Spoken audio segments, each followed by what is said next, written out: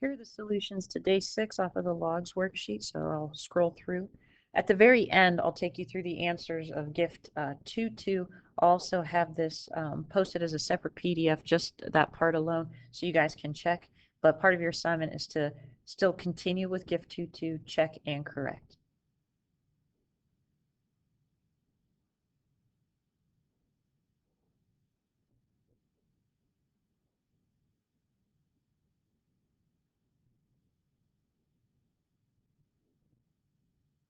So please let me know if you guys have any questions on these.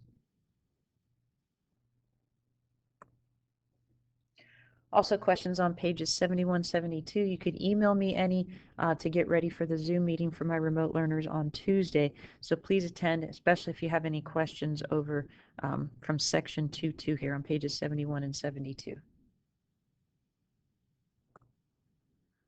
right, so now we're going to take a look. Section 2.3 talks about continuity. And for us to really understand, just looking at an informal definition, we know a graph is continuous if we just continuously draw on our paper. So the informal definition is a continuous function can be drawn without lifting your pencil off of your paper. Here are some examples we're going to go through to determine if they're continuous or not continuous. Now, they could be continuous in certain areas. We're just looking right now everywhere over all x values for real numbers here. So make a sketch, pause the video, go ahead and sketch these first three. All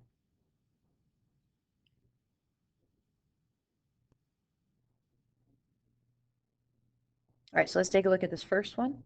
Here, again, over all real numbers for x, this one would be continuous. The second one here would not be continuous or discontinuous. Now, again, it's continuous in between the asymptotes, but if we're looking at every x value across the board here, it would not be continuous where at those x values where we have those asymptotes. The third graph, definitely not continuous.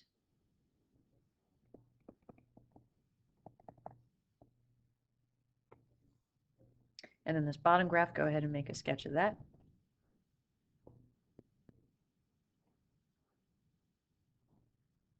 This one looks pretty close, but because we do have this little hole right here, this is not continuous. So we're going to take a look. I like to call them the 4 flavors of discontinuity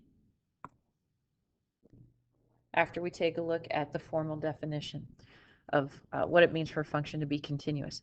So a function f is said to be continuous at a specific x value we'll call c if the following 3 conditions are met.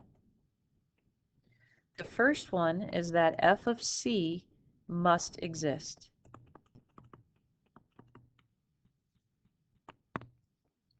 The second is that the limit of f of x as x approaches c also needs to exist. And the following third condition, the limit of f of x as x approaches c needs to equal f of c. So those 3 conditions we looked at for limits, some of those were not continuous, but if we make all 3 of these conditions met, then we do have continuity for every x value. So f of c needs to exist, the limit needs to exist, which means the right-hand limit needs to equal the left-hand limit, and then 1 and 2 have to be equal to each other. That's going to fill in any hole that we would have if we go back to look at those 3 cases. All right, so here's our 4 flavors of discontinuity. We are going to just kind of look at the graphs of these and go through the process, go through the 3 steps of the formal definition. All right, so for this first one, this is the graph of the greatest integer function. So please write this out, pause the video so you can also make a sketch of the graph.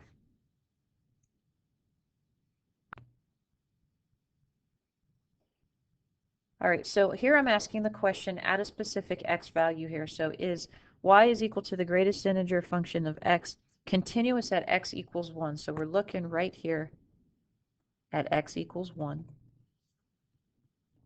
So let's go through the 3 pieces of the definition. So part 1, I'll just kind of put this as A, does f of 1 exist.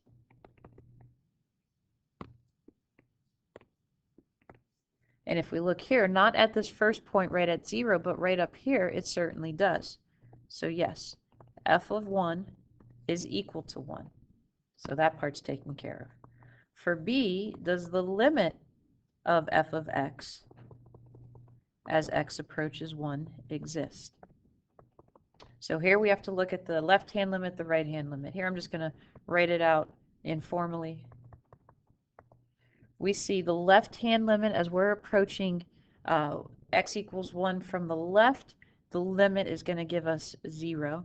And as we approach 1 from the right, it's going to be 1. So we would say no.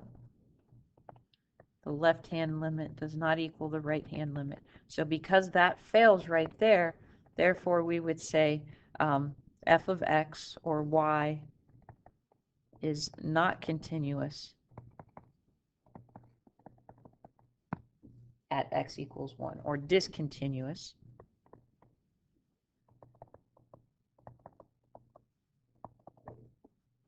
at x equals 1. And there's a name for this type of discontinuity. We call this, because we're kind of like stepping up, we'd have to jump up to the next level, so we call this particular flavor a jump discontinuity.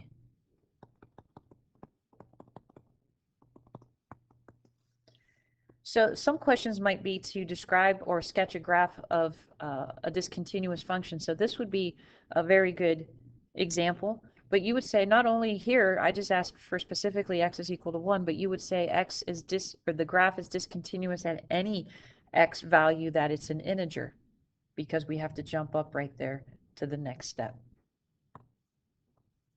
All right, for number 2, here we have y is equal to 1 over x plus 2, and I'm asking, is this function, is y continuous at x equals negative 2? So pause the video, go ahead and graph this. All right, so let's go through the 3 parts of the formal definition. So this is what the graph looks like.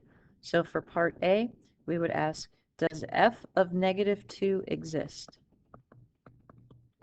And right away, we see this answer is no, because the stipulation up here, x cannot equal negative 2. We have a vertical asymptote there. So right away, that's enough to say, therefore, y is discontinuous. We don't even need to check the limit, but even if we did, the limit is not going to exist either, because we have one limit that's going towards, or x is increasing without bound, and then the other limit going towards negative infinity. So therefore, y is discontinuous at x equals negative 2. Now, based on the limits here, we would call this an infinite discontinuity.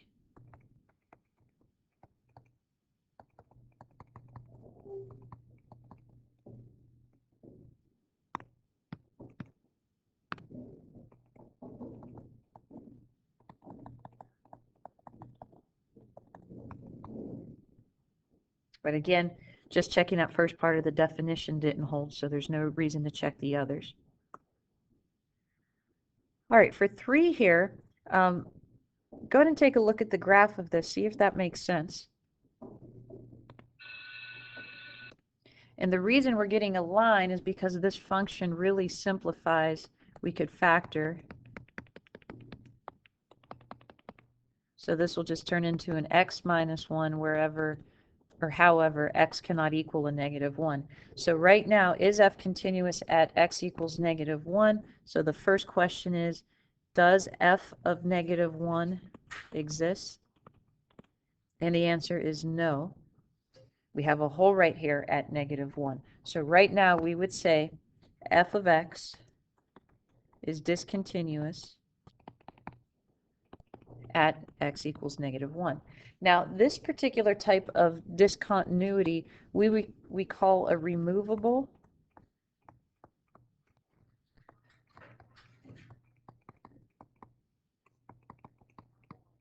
discontinuity. Not that there's a hole there and like we remove the point. We can remove the fact that this is discontinuous. We can remove the discontinuity simply kind of by filling in that hole. So what we do is we make a piecewise function, or we state something else along the lines of a piecewise function. So we extend our function so f of x is continuous. So what we would do here is create a piecewise function, which I think explains it best, so I'm going to just show it this way. So we would say that we have the original function, which is x squared minus 1 over x plus 1, as long as x was not equal to -1. That graph exists everywhere else.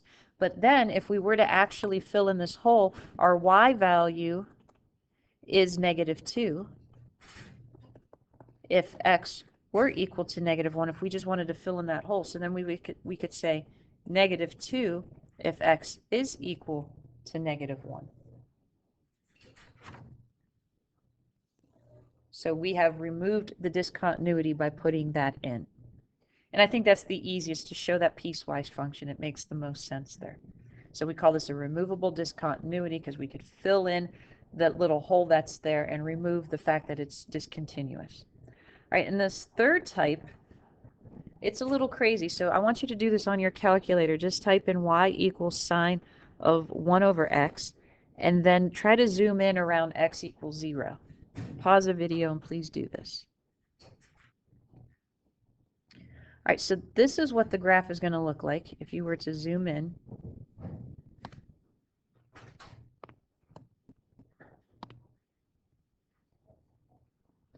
It tends to get a little crazy around x equals 0. You can see how far I am zoomed in here. So there's real no nice way to determine, again, if f of 0, does that exist?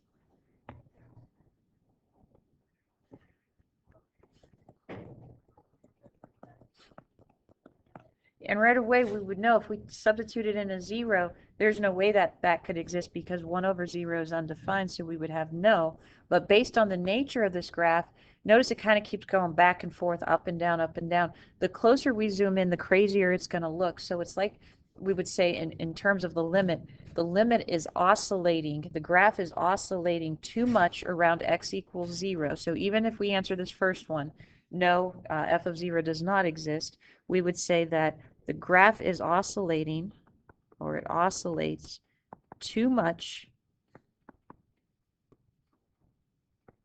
around x equals 0 to determine a limit.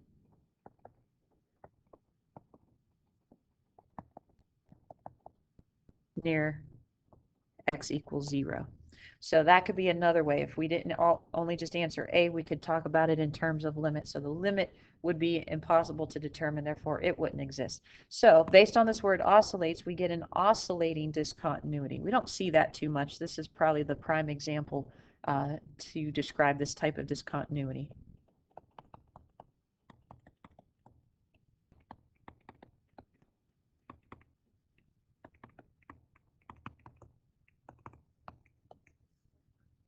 All right, so these are the 4 flavors of discontinuity that we're going to be looking at.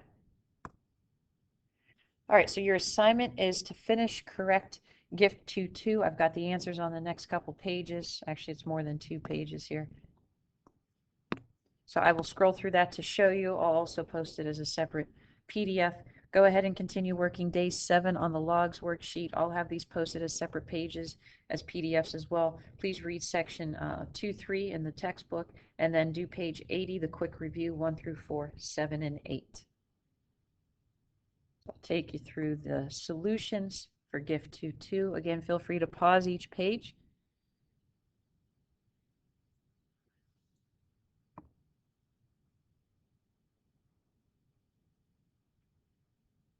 Now for these, I just have the answers, so let me know if you have any questions. So for the rest, I do have the work involved. Let me see if I needed, no, that did take us to 11. I have the first couple steps involved.